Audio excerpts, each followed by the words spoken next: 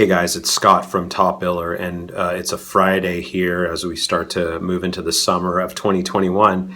And one thing that I realized in my business that I don't do near enough is look at reports. And it's actually not even necessarily reports, because my software, CATS, that I use to track all my recruiting activity does not even really give me reports. But I can go into my activities and I can get an overview or summary of all the candidates that I have in play right now, who I've submitted, and I can go back a month, 2 weeks, whatever, who I've submitted, who's getting interviews, who's had offers. And I can do the same thing with my job orders, where I can actually go through and look at all the job orders that were open in the last week or the last month, how many candidates I've submitted, how many candidates have gotten interviews. I can get a feel for the pulse of, is this a hot job order or not?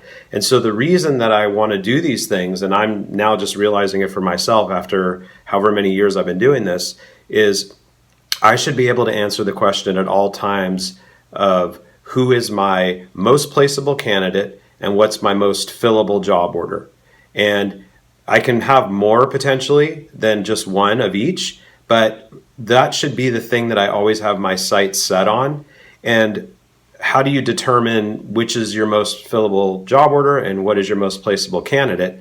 Well, it's almost like an internal algorithm that you have to have, but the real data points that you can look at are the candidates that have gotten interviews, the candidates that have passed interviews, have been made offers that weren't accepted. That's usually an indicator of somebody that you can probably place. Now, the challenge is if they're turning down offers for money that you're getting them, they may not be placeable. So you kind of have to factor that in. They may have unrealistic expectations. So you think through all those things, but ultimately you'll see, oh my gosh, yeah, judging by all the people I've submitted the last 2 weeks and who's got interviews and what I know the market is looking for right now, I know that this candidate is my most placeable candidate right now. That doesn't mean that the other candidates I'm working with aren't placeable, and it's likely that if I do get a placement, it may even be one of them, but this is the person that I think I can get the most traction on right now.